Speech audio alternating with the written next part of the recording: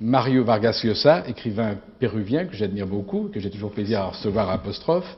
Votre dernier roman est un érotique, il s'intitule Éloge de la marâtre et paraît aux éditions Gallimard, dans une traduction d'espagnol d'Albert Bensoussan.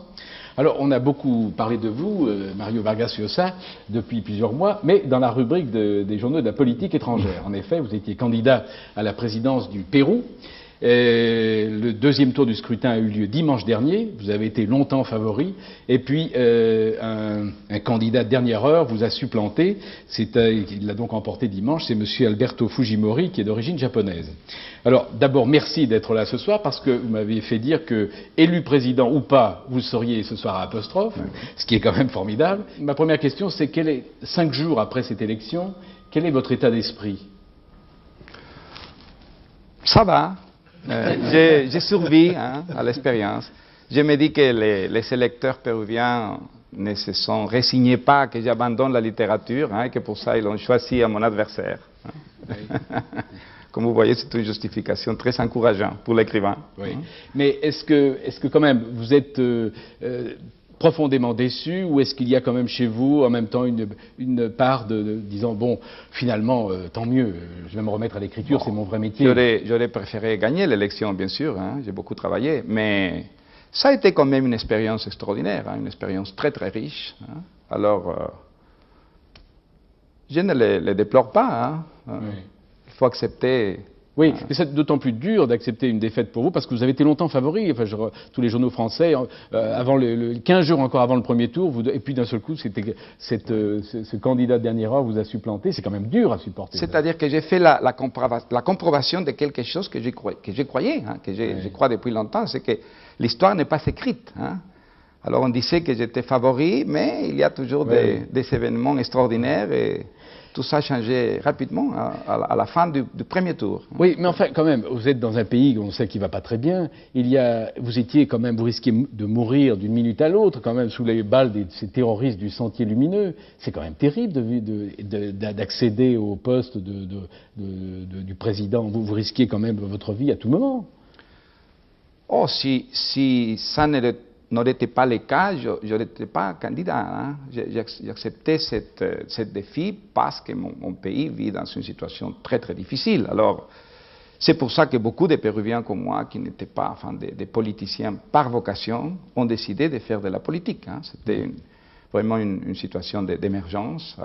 Et pour moi, peut-être les meilleurs souvenirs de cette expérience, c'est le nombre de Péruviens comme moi qui ont montré pendant cette campagne une générosité extraordinaire, et même de l'héroïsme. Oui. Même de l'héroïsme. Oui.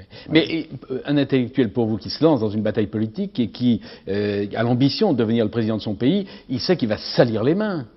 C'est difficile à accepter quand même pour l'intellectuel. C'est difficile à accepter, oui.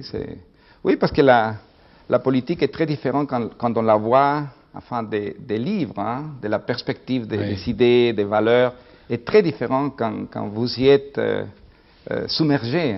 Ça, c'est très différent.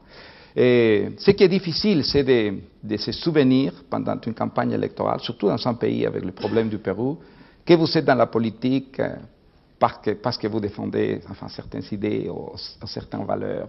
C'est très difficile de se souvenir tout le temps ça, parce que vous êtes entraîné petit à petit à faire des choses que vous n'aimez pas. Alors, j'ai oublié ce livre malheureusement chez moi, mais il y a un livre qui vient de paraître en France d'une jeune reporter. C'est paru aux éditions de Tsuru, mais j'ai oublié le nom aussi de l'auteur, et qui raconte, elle a rencontré tous ces tueurs, parce que moi je les appelle pas autrement, du Sentier Lumineux, et c'est absolument terrifiant ce qui se passe dans votre pays. Ce sont des fanatiques, ce ne sont pas tellement différents des fanatiques qu'il y a ailleurs. Oui, ils sont pas très nombreux. Ah bon? Ils font beaucoup de mal parce qu'ils sont des fanatiques, et ils sont prêts à tuer et à mourir. Et alors on peut faire beaucoup de mal. On peut tuer, on peut détruire, mais ils ne sont pas très nombreux. La grande majorité des Péruviens, ils l'ont montré dans ces élections. Oui, ils n'ont pas eu peur d'aller voter d'ailleurs. Ils sont allés, il y a eu une concurrence vraiment massive des électeurs. Et je crois que les Péruviens ont montré que malgré leur pauvreté, ils sont pour la démocratie. Mais Mario Vargas Llosa, est-ce que votre sens politique a été à la hauteur de votre courage et de votre intelligence? Probablement pas, puisque je n'ai pas gagné. Probablement pas. Oui. Mais vous pensez que vous avez commis quelques fautes dans la campagne? Oui, beaucoup. Oui. Oui, nous, oui, bien sûr, votre équipe. Nous avons commis des fautes, bien sûr. Oui. Est-ce qu'il y a eu dans l'élection de M. Fujimori, est-ce qu'il y a eu un vote anti-blanc contre vous? Malheureusement, je crois que c'est un des facteurs qui a joué. Hein. C'est la première fois que dans une campagne électorale au Pérou, il y a eu ce facteur, disons, ethnique et aussi religieux. Ouais. Hein. C'est la première fois que... Ce qui est un grand dommage quoi, pour le Pérou, parce que nous sommes un pays pluriracial, pluriculturel, et jamais on s'était divisé sur ces lignes-là. Mais j'ai l'espérance que maintenant tout ça va se dissoudre petit à petit. Hein. Ça a été utilisé pendant la campagne et je crois que c'est très mauvais pour le Pérou. Hein. Est-ce qu'il y a aussi contre vous un vote anti-intellectuel? C'est-à-dire un intellectuel comme vous, cosmopolite, qui parle plusieurs langues, qui est reçu et fêté à Paris, à Londres, à Madrid, à New York? Je ne sais pas si anti-intellectuel. Je crois qu'il y a eu... À un moment donné, on a dit, enfin, c'est pas un Péruvien, c'est un Européen, parce que j'avais dit que je voulais faire de mon pays un pays semblable à ceux de l'Europe, hein, ces pays que j'admire. Oui. Je l'ai dit dans la campagne, oui, je veux que le Pérou devienne un pays enfin, semblable, hein, pas identique, mais semblable. Et ça a été joué aussi, hein, ça a été un facteur, on a dit, enfin, il n'est pas péruvien, hein, il veut changer l'identité du Pérou. Hein. Ouais. Et peut-être ça a eu une influence sur quelques électeurs. Oui.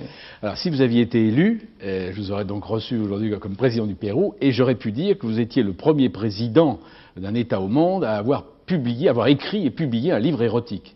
Ah, l'éloge de la marade. L'éloge de la marade, dont nous parlerons dans un instant. C'est un livre qui a participé à la campagne électorale, hein, oui. Parce qu'on a, oui, mon adversaire a lu des extraits à la télévision hein, pour montrer que j'étais un pornographe et un perverti. Hein. Oui, mais, alors, mais maintenant je dis, il y a quand même 40% des électeurs péruviens qui ont voté pour la pornographie et pour la perversion. Hein.